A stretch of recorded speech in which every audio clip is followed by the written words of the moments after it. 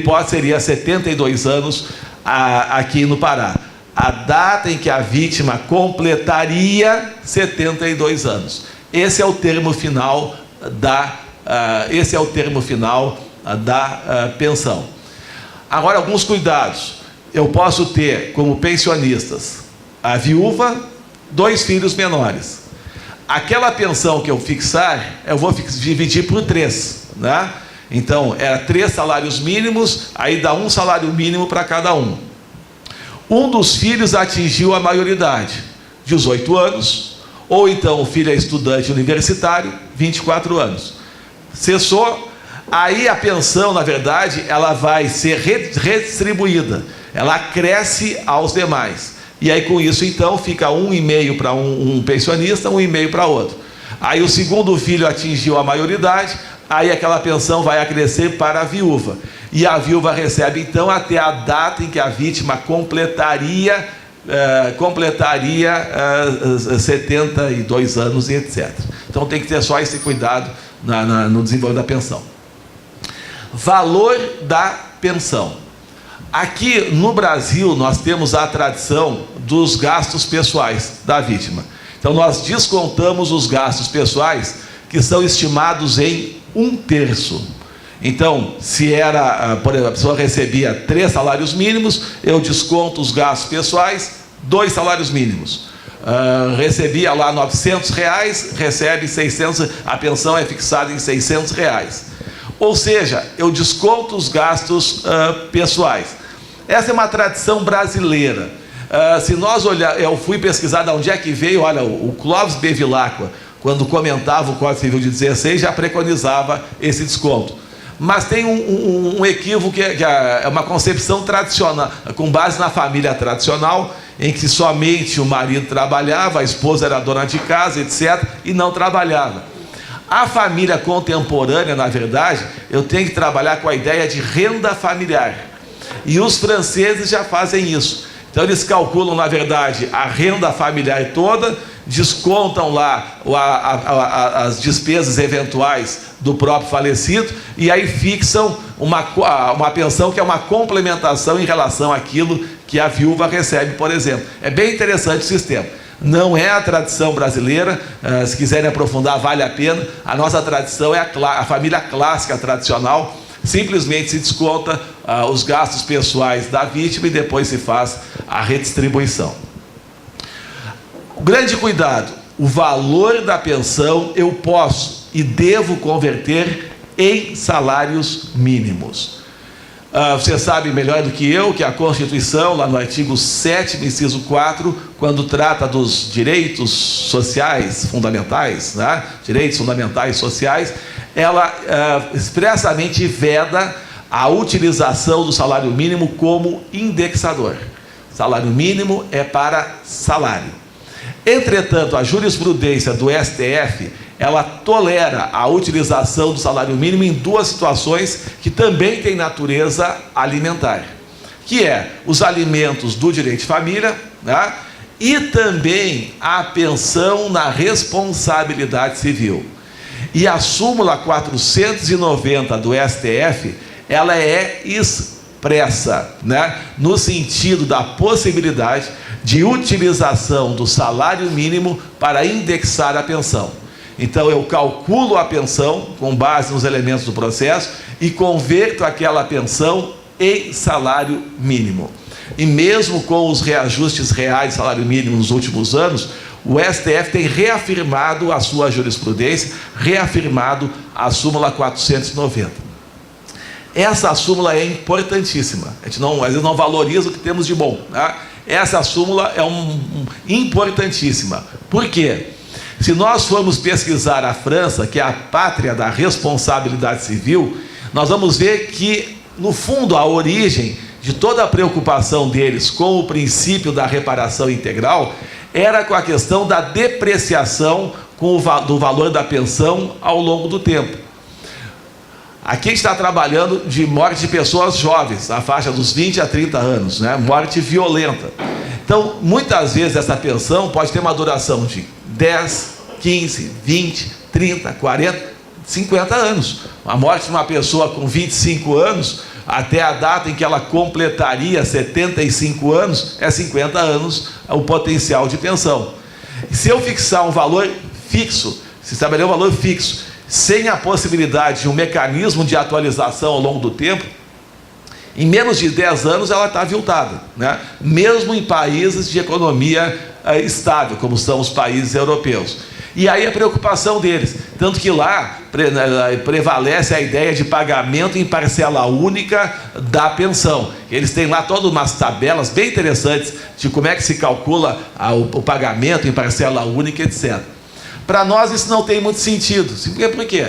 Simplesmente porque, em função dessa súmula 490, se consagrou no Supremo Tribunal Federal a ideia de que o valor da pensão é fixado em salário mínimo, o salário mínimo tem tido reajustes de acordo com a inflação, nos últimos anos até superior à inflação, e com isso as pensões acabam se atualizando ao longo do tempo. Então é muito importante, eu posso fazer exatamente, então o ideal é transformar, calcula a pensão e transforma no valor do salário mínimo na data do fato, na data do evento danoso, e aí vem se reajustando ao longo do tempo. Tá? Lesões ou danos à saúde da vítima. O artigo 949, ele se preocupa com as lesões corporais, danos à saúde e incapacidade. O conceito básico está lá no artigo 949. E é muito interessante, a gente vai fazendo a leitura, normalmente a gente pensa, lesões corporais e incapacidade. Ok, é o dano, é o acidente de trabalho clássico, em que a pessoa vai lá, perde um dedo, um braço, numa serra elétrica, etc. Né? Agora, o código, ele expressamente também fala em danos à saúde. Ou seja, o acidente de trabalho contemporâneo, as lesões de esforço repetitivo, os problemas de perda auditiva induzida por ruído, etc., que são danos à saúde oriundos de acidente de trabalho, também estão contempladas no Código Civil. Então é interessante, pega não só o conceito clássico de acidente de trabalho, mas também esse conceito moderno que os senhores conhecem melhor do que eu.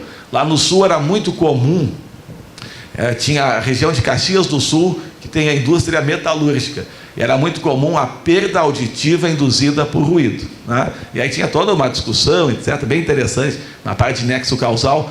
Mas aí, exatamente, entra aqui no 949. É um acidente de trabalho em função de uma doença provocada pelo excesso de barulho. E o código também, ali no 949, estabelece as parcelas indenizatórias, que são semelhantes à do homicídio. Despesas de tratamento médico, etc. e tal. O que me interessa mais com os senhores agora é o 950, que é a pensão por incapacidade da vítima. O artigo 950, ele vai estabelecer que, se eventualmente houver uma redução ou perda da capacidade laborativa, a vítima, aqui a vítima está viva, ela tem direito a uma pensão. Ela tem direito a uma pensão. Então, pensão por incapacidade da vítima. Qual o termo inicial? É a data do evento danoso, você não tem nenhuma dúvida, né? Qual o termo final? Aqui, alguns cuidados. Primeiro, se a incapacidade for temporária, e aí pode ser temporária, né? A pessoa ficou, quebrou o braço, quebrou a clavícula, fica 90 dias imobilizado. Não pode trabalhar. Mas depois de 90 dias, a pessoa faz fisioterapia, recupera os movimentos, não fica com sequela, não tem a incapacidade, foi só temporária. Agora, se a incapacidade é definitiva, perdeu os dedos numa serra elétrica, então, nesse caso, a pessoa ela tem direito, aí sim, a uma pensão. E aí é o cuidado. Essa pensão, ela é vitalícia. Nós temos, é muito comum o erro de nós reproduzirmos a regra do 948 do homicídio. Duração provável de vida da vítima. Lá a vítima faleceu. Aqui a vítima está viva. E se nós observarmos pessoas próximas de nós, que tiveram algum acidente de trabalho na juventude, ficaram com sequelas, essas sequelas na velhice, elas se agravam. Esse é o grande problema que a pessoa vai enfrentar na velhice dela. Exatamente. Mas ela já se aposentou pelo INSS. Ok, só que ela vai ter mais dificuldades. Quando ela tiver mais dificuldades, nós vamos cortar a pensão. Então é uma tradição brasileira, a pensão por incapacidade da vítima é uma pensão vitalícia, é até o óbito dela, correto? É comum no processo pedir, às vezes o advogado pede até a data em que a vítima completaria 65 anos. Meu Deus do céu, a vítima está viva, né? Não é completar, é completar, vamos ser otimistas, né? E a pensão aqui não é vitalícia, o juiz é que vai codificar pelo resto da vida. Segundo aspecto, valor da pensão. A mesma coisa, o valor da pensão, ele vai ser calculado de acordo com a remuneração que a vítima recebia na época do fato, na época do ato ilícito. Aqui o único cuidado que eu vou ter é se é o grau de incapacidade, se a incapacidade é total ou parcial. Se a incapacidade é total, é 100%. Eu desconto os gastos pessoais? Também não, a vítima está viva, né? É 100% que ela recebia se a incapacidade for total. A pessoa era agricultor, caso que eu contei para vocês, perdeu o braço direito e aí analfabeto, 50 anos de idade, não tem como readaptar. A incapacidade é total, 100% da remuneração que recebia na época do ato ilícito. Mas no caso a incapacidade é parcial. Como é que é o cálculo? Aqui, medicina do trabalho, né? Tem uma especialidade médica bastante avançada. Eles trabalham com muita profundidade essa área. Eles têm várias tabelas para o cálculo da incapacidade. Não tem jeito, faz uma perícia médica e vê qual é o grau de incapacidade. Naturalmente que o juiz, na função concretizadora, com base em outras provas do processo, pode ir além, pode até não acolher inteiramente o auto. Isso é uma questão processual, que o juiz pode fazer. Em regra, a gente acolhe o laudo médico. Então, por exemplo, a pessoa perdeu a vista de um dos olhos em um acidente de trabalho, ficou com visão monocular. A visão monocular seja uma perda, uma redução na capacidade laborativa. A pessoa perde a profundidade, né? E se estima essa redução na medicina do trabalho em 30%. Então, 30% daquilo que a pessoa recebia na época do ato ilícito.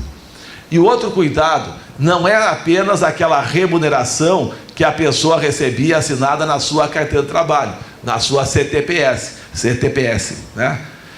Nesse caso, toda a remuneração que ela recebe, especialmente as pessoas de baixa renda, é muito comum, trabalha como empregada doméstica numa casa de segunda a sexta, final de semana faz faxina para complementação da renda. A pessoa trabalha, enfim, num local, e no final de semana trabalha como garçom em festa.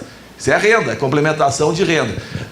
É claro, tem que fazer a prova no processo, mas feita essa prova, integra a base de cálculo para o cálculo da pensão, tá? Mais duas questões apenas. Benefício previdenciário. É muito comum que a pessoa receba o benefício previdenciário. Auxílio doença, auxílio acidente, aposentadoria. Vale também lá para um caso de morte, a família recebe a pensão, né? Nesse caso, esse valor do benefício previdenciário é descontado, é compensado com o valor da pensão.